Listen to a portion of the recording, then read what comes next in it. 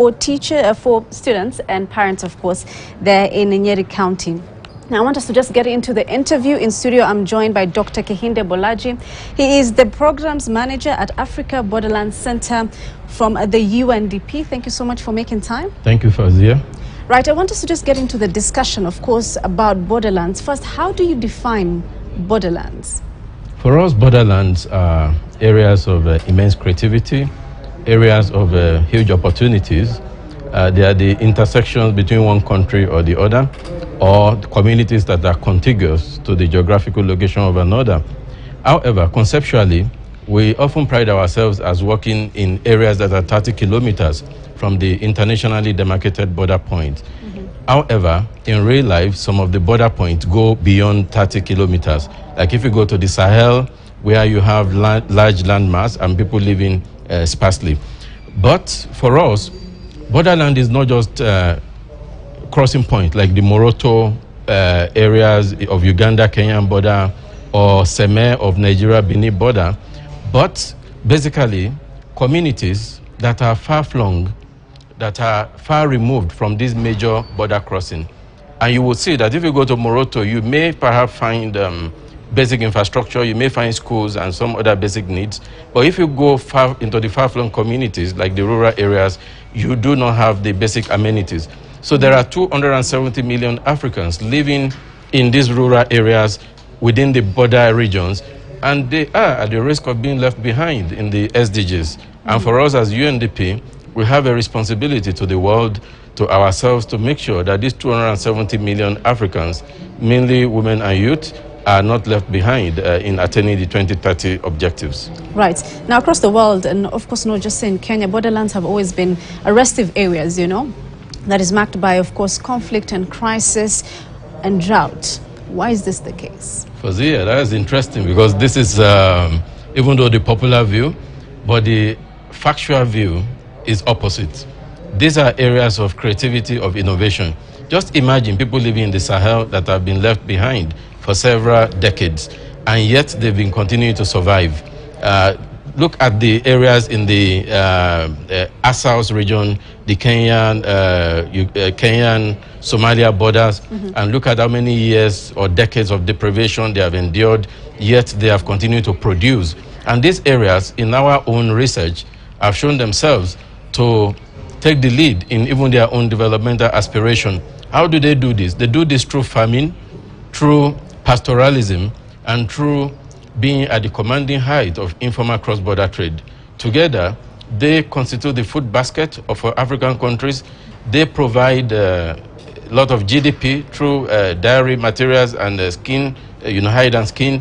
They are also industrious in helping to facilitate cross-border trade, providing livelihoods to a lot of children that would have been out of school, providing livelihood for single female-headed households, and so on and so forth.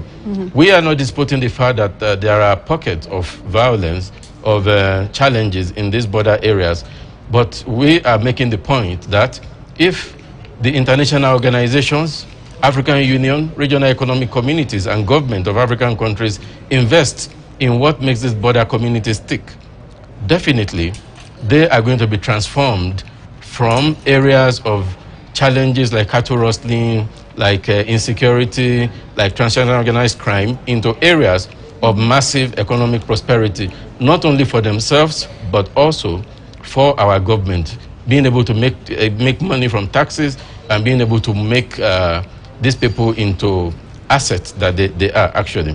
Then how can you practically transform those challenges? You've, of course, highlighted this cattle rustling, the insecurity in the area, and, of course, the opportunities there. How do you transform those challenges? You know, in UNDP, we like to come from a very humble perspective.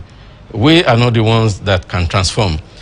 In fact, in our own theory, the people themselves have the key. They have lived in these places for decades. They know exactly how they have coped with vulnerabilities. They know how they have overcome a lot of vulnerabilities and have built resilience. So they told us three areas or three ways through which their developmental aspirations can be met, particularly if you look at Vision 2030 and Vision 2063 of the African Union. The first is mobility. These are very mobile communities. For the herdsmen, they have to move from one place to another. to feed their cattle, to ensure that they don't die. They also have to do a lot of transportation of the meat and so on and so forth. So the first thing they told us is mobility. Mobility is very critical. In fact, it's like the life wire of the pastoralist communities. If you inhibit their mobility across borders, then you have killed them. And they told us that African countries should pay attention to a number of things. First is the laws. Laws. Second is the policies. Third are the practices that will enable liberalization of mobility for people to move across the borders from one country to another. And they say to us that, in fact, the non-tariff barriers that have been there should be removed totally.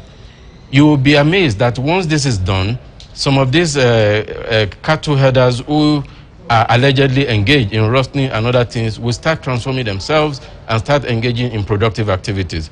The second thing that they told us is to be able to resource family-oriented pathways towards resilience. We have seen through this study that a lot of borderland communities rely on family members for their daily livelihoods. And the family themselves work according to clan system, according to ethnic system, which provides safety, which provides security, which provides soft landing in times of crisis. And they say that these groups have even been able to build small infrastructures like schools across the border, like small bridges, like irrigation systems.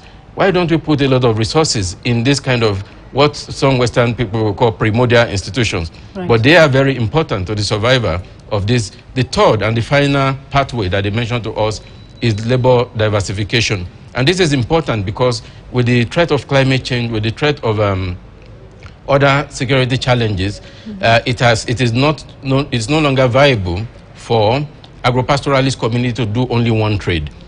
Take into consideration that the borderland also has enormous economic potentials and opportunity. Right. So you should not only be providing the livelihood for your cattle. You can be engaged in milk production. You can be engaged in hide and skin. You can be engaged in cross-border marketing and so on.